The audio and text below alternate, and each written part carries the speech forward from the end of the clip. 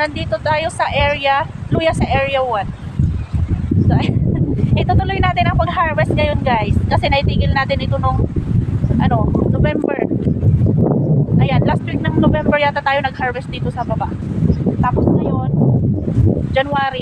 December pala yun guys. So ngayon January, tutuloy natin yan. Hanggang sa taas. Ayan. So, tatanggal lang ako ng lupa ngayon guys. Nagbaon pa tayo. Ito lang guys yung nasa taas ng bahay. Andiyan lang sa baba yung bahay. Oh, ayun oh. May mga nakikitang bahay doon sa bandar. So malapit lang ito sa may kalsada guys. So ganyan muna ang ginagawa natin. Tinatapas muna natin yung mga damo para madali nating mahukay. So ito na yung mga nahukay guys. Ayan. Yung mga gustong bumili ng binhi guys, baka merong sa inyong may gustong magtanim ng luya, marami tayong binhi. So ayan, yung mga natakpan ng damo, mga luya yan. Tinakpan lang natin para hindi maarawan. So ayang banda dito, hindi pa yan nahuhukay. Demon.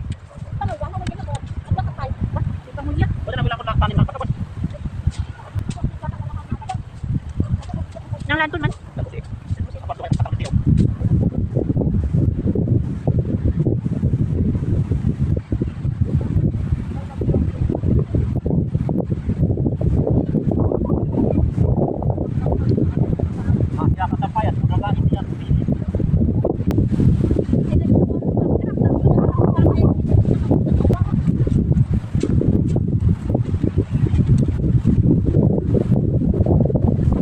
Ganito ang magandang pangbinhi. Malalaki yung niya. Parang niya. Bili na kayo guys ng pangbinhi ninyo. Mura lang sa amin. Nagapagod pinag-uusap natin po bigyan.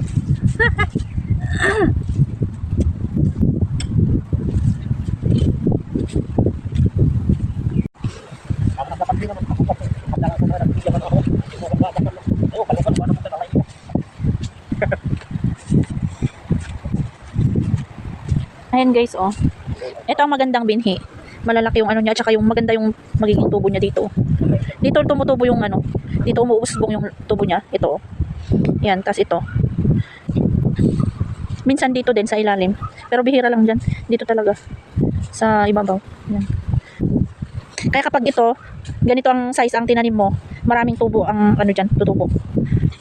Kaya kapag tumubo na, kapag nagkalaman na rin siya, nagiging ganito na siya. Ayan. Halimbawa ganyan. Kung ilang tubo din yun din ang kaya kapag na-harvest na ninyo, meron yung mga dikit-dikit na ganyan. Naggaganyan yan. Ayan. Nagtatabas si mama, tapos naghukay naman si kuya ko. So, ito pa lang guys yung nahukay niya. Tapos tayo naman, nagtatanggal tayo ng lupa.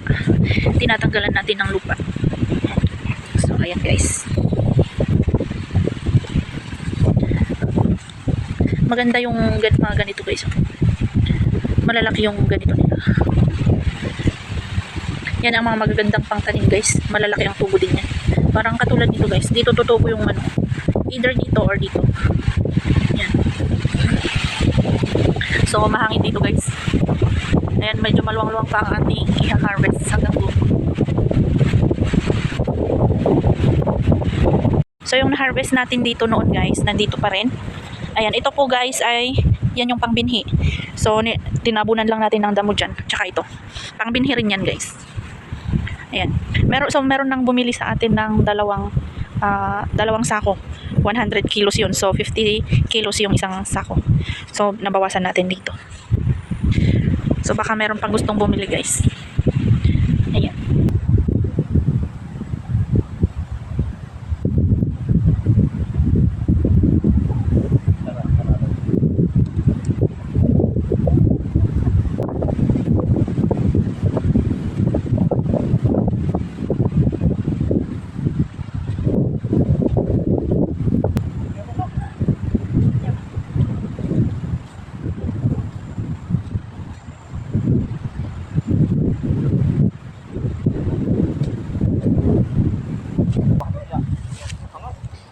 So, ayan guys, yung hindi pa natin na hukay.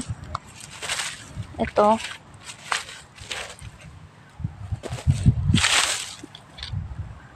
Ayan. Tap. So, hanggang dito lang yung ating nahukay. Ayan, so, hapon na kasi guys. Uwi muna tayo. So, ito, hayaan na lang muna natin dito. Huwag na lang hindi na namin tatakpan ng damo. Kasi, wala namang kukuha dyan. Hopefully, walang kumuha. So, bukas na lang ulit itutuloy. Ayan.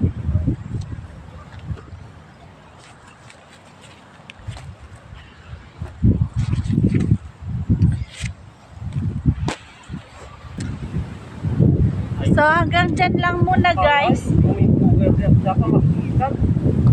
Hanggang dyan lang muna guys.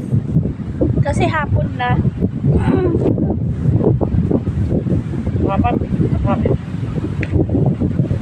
Ayan. So, ito mga to. Nalagay lang natin dyan. So, thank you very much guys sa panunood. Itutuloy na lang ulit natin bukas.